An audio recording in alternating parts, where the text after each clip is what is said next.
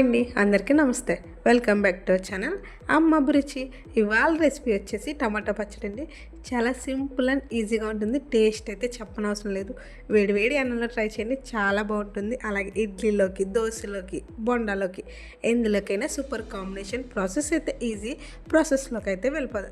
ముందుగా ఒక గిన్నె తీసుకోండి, అందులో ఆయిల్ని అయితే వేసుకోవాలి. ఆయిల్ అనేది కొంచెం ఎక్కువే పడుతుందండి. ఆయిల్ వేడెక్కాక ఇందులోనే 2 స్పూన్లు పచ్చెనపప్పును అయితే వేసుకోవాలి.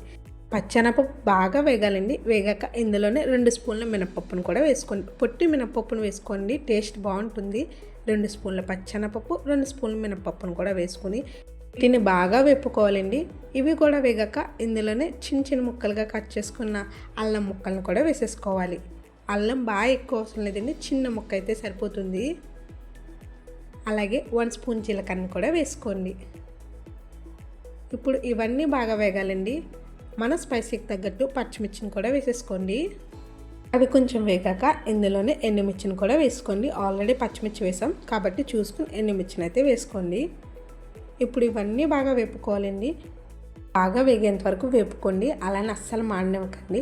ఇవి కూడా వేగాక ఇందులోనే వెల్లుల్లిపాయ రెబ్బలను అయితే వేసేయండి. వేసిన 1 నిమిషం ఉంచి స్టవ్ని అయితే ఆఫ్ చేసుకోవాలండి. ఎక్కువసేపు వెల్లుల్లిపాయ రెబ్బలు అయితే వేగనవసరం లేదు. వేసిన వెంటనే ఒకసారి కలిపేసుకొని తీసేయండి. ఆయిల్ సరిపోతుందో లేదో చెక్ చేసుకోండి. ఆయిల్ సరిపోకపోతే కొంచెం ఆయిల్ని అయితే వేసుకోవాలి. ఆయిల్ వేడెక్కాక టమాటా ముక్కలను అయితే వేసుకోవాలండి. నేను వచ్చేసి 6 టమాటాలను అయితే తీసుకున్నాను. చిన్న సైజు కాదండి, మీడియం సైజు టమాటాలను అయితే తీసుకున్నాను. టమాటాలు అయితే బాగా మగ్గిపోవాలండి.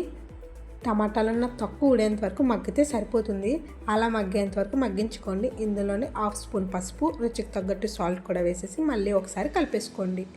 టమాటాలు చూసారా బాగా మెత్తగా గుజ్జులు అయిపోయాయి. ఇలా అయ్యేంత వరకు మగ్గించుకోవాలి.